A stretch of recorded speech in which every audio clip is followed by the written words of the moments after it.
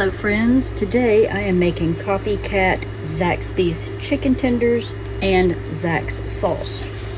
No, my chicken is not gray, but for some reason the color looks that way. I guess I don't have enough light on in here. So the first thing I'm going to do, I've got buttermilk in my bowl, and I'm just going to cut. There's a bone. Just got to be careful. I've got two boneless breasts here. I'm just going to cut them into tenders, whatever size you want. I'm using 2 to feed 3 of us, and that is usually plenty. If you want to make it look like more, you can always cut longer ones like that in half. They're going to marinate in buttermilk for at least 15 minutes. Mine will probably end up being longer because we're going to make sauce after this. I usually cut fatter ones in half as well. One, they just cook better. If they're all the same size, they just cook a lot easier. What I like about this recipe is the chicken is going to be baked, not fried. I will put that little tidbit in there too because I don't like to waste much.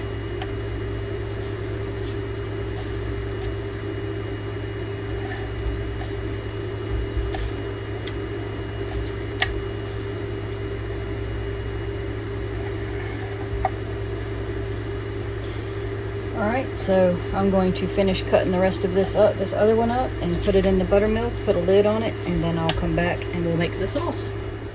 Always check these little bits that are still attached. That's a little bone shard right there that I'm about to have to cut off. If I would have just plopped it in a pan somewhere, that little bone probably would have gotten cooked. So, do not always trust boneless. You only need enough buttermilk to cover your chicken, and if you don't have buttermilk, you can use regular milk with maybe a couple teaspoons of vinegar and let it sit for about 10 minutes until you see it thicken up, and then it's essentially like buttermilk and you can proceed from there. So the first thing with my Zax sauce is I need to make a small batch of seasoned salt because I don't buy seasoned salt, but I don't want too much, so I'm going to half the recipe that I found. So we're going to take a teaspoon of salt, and this is still going to be way too much, but well, I guess I could break it down further, but I've already poured that now. So a teaspoon of salt. We're going to do a half of pepper. Actually, everything else is just going to be a half.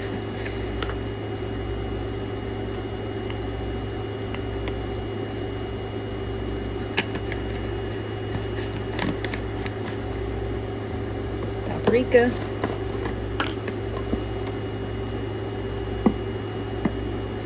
I found a couple of different recipes for the Zax sauce, and one uses seasoned salt and one don't. But their recipe says spices, but they don't tell you what the spices are for the Zax sauce. So we're just gonna go with the seasoned salt recipe, and it looks pretty common, so pretty common spices. Now the cayenne, of course, is just a dash. It's not going to be a half teaspoon, especially with all that black pepper in there, because that's kind of a lot. So I'm just going to put a little of that. Alright, so this is going to be my seasoned salt. Just gonna put it in there, shake it up, and then I'll use a sprinkle of that in the actual Zax sauce. Alright, so I'm going to change out my ingredients now. Alright, for the sauce, I'm finding a lot of these sauces to be very similar in almost like Thousand Island. So you're going to use a 2-to-1 ratio of ketchup to mayonnaise. So what I'm going to do, you can do a cup if you want a lot of sauce. I don't want a whole lot, so I'm halving it. So I'm doing the half cup of mayonnaise.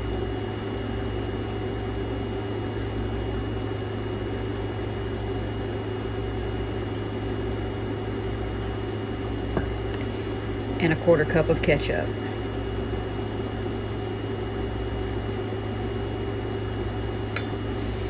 Alright, then we're going to add, it says 1/4 to a tablespoon of Worcester. Now that's a pretty big range, and I would imagine it's because of whether you do the half cup or the cup of sauce. So I think I'm going to do a half teaspoon and see how that goes for us. It's more than the quarter, but not too high up there yet. All right. There again, for white vinegar, it says 1/4 to 2 teaspoons. And I feel like they're doing that because they essentially want us to turn this to almost like buttermilk. So I'm going to do the 1/2 teaspoon on white vinegar as well. Just going to match it with the Worcester. Okay. I'm going to skip the garlic powder because I'm going to use, and the black pepper because I'm using the seasoned salt, which has both in it. So for this, now I'm on the fence about how much of this to use. I would think about a 1/2 teaspoon because it's pretty salty and peppery. So I think I'm gonna start with, because my 1/2 teaspoon is wet now, so I'm gonna start with what seems like about a 1/2 teaspoon.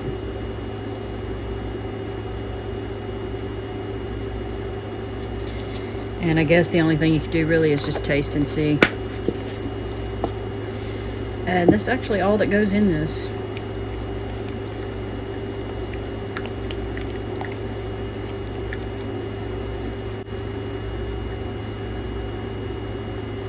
It's good to me, but I love mayonnaise, anything mayonnaise, so. All right, so there's our sauce. I'm gonna refrigerate that, and we're gonna get back to our chicken tenders now. All right, it's time to get our stations set up. So we're going to have 1 egg here. We could end up needing another egg. It just depends on how much chicken you have. So 1 to 2 eggs. We're gonna have our egg there, and then we're going to have in a plate, a shallow plate, we want to put some flour. This is also determining how much chicken you use as to how much flour you're going to need. So I'm just gonna, you can always add more to it. I'm just gonna start with that amount there. We're gonna use something I've never used. Apparently crushed cornflakes are part of the crumb on their chicken. I'm sure panko may have worked, but I bought these because we don't really eat cornflakes. So I saw that they make cornflake crumbs. Didn't realize that. So I have heard of cornflake chicken before though, so it makes sense in a way. So I just got this. I'm gonna open this up. All right, so this is what it looks like. So they said, let's see, it says a cup of this and a cup of breadcrumbs, but you're just really gonna keep the amounts even for now until you see how much you need. So I'm just gonna start with 1/3 cup each because I don't think a cup each would even fit on my plate over there. I'm using disposable plates because I don't want to have to wash all this. So I'm gonna put a cup of those. Now instead of Italian seasoning, we are just going to use Italian seasoned breadcrumbs. That way we don't have to add Italian seasoning. So also 1/3 cup of this, so keep your portions even on your breadcrumbs and your cornflakes. The oven is preheated to 350, that's what that noise was. Alright, also to that we want to add, alright, Italian seasoning if your breadcrumbs are plain, which ours are not, and then salt and pepper to taste. So instead of adding salt and pepper to taste, I am simply just going to take some of the seasoned salt that we just made, and I'm going to sprinkle a little bit of that. I think I'm going to put some in the flour and a little bit in the breadcrumbs. Just a sprinkle on each because I don't want to over salt it. Alright, and that's it. We're going to mix those up.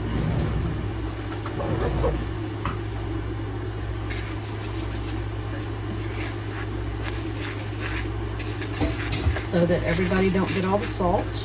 Hi honey, I'm home. What's up? Hungry? Oh yeah. Good, me too. I'm going to try something new today. Oh yeah? Zaxby's. Not sure to be scared or happy. Zax chicken tenders and sauce. Zaxby's. I got the sauce. Because we don't have a Zaxby's around us. I think we'd have to drive at least an hour to get to one. No, but the odd thing is we get the commercials, but it's about 2 hours away from us. Yeah, we'd have to drive quite a while, so decided to make it. Have fun. Yep, you too. We'll play a game or something. I'll call you when it's ready. Need to do anything? No, I'm good. Thank you. Alright, we need to beat up our egg.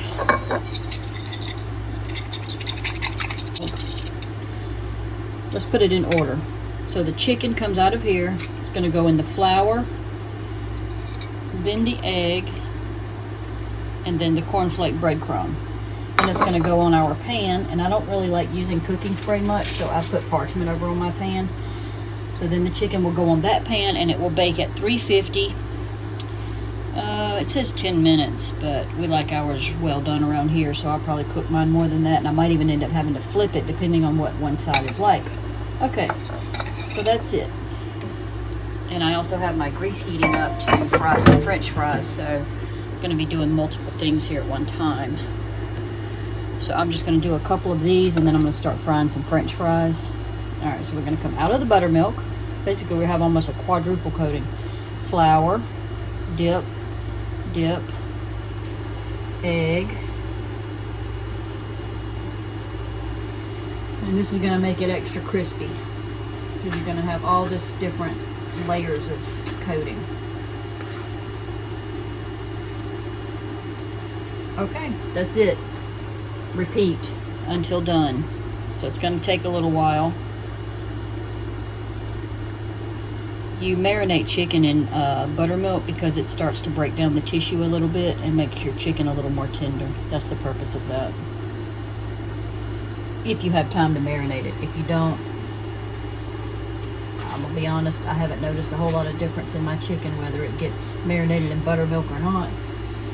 And if I don't have time to marinate it, then I would mix buttermilk with my egg over there and do it that way. So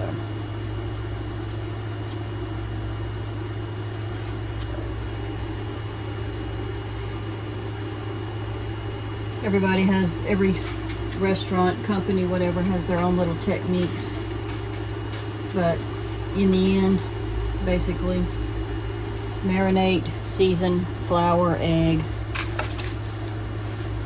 breadcrumbs or no breadcrumbs, fry. I like that these are baked, though. I really do like that, because we've had a lot of fried stuff lately, and that's kind of why I opted to just go ahead and fry my French fries today. That, and I just got a big old container of peanut oil from the store that I've been waiting to get. So, alright, that's it. We're going to keep going, and I'm not going to torture you, and I'll be back probably when they come out of the oven, unless there's something to show you before that. Alright, here's our fries. And if you really want to feel like fast food Friday, my husband got these nifty little baskets for us a while back to make fish and chips in for us. So I thought I'd pull them out and make it really look like fast food. And we've got our sauce, of course. I don't think they do that anymore. Maybe fast food of the 1980s. And here's our chicken. I've already taken some off, of course, but I ended up having to put it on broil for a few minutes because it just wasn't really crisping up. And I also flipped them after 10 minutes and gave them another 10 minutes, so double the time it said. But all in all, I'm excited. Enjoy. Daddy, eat. On my way.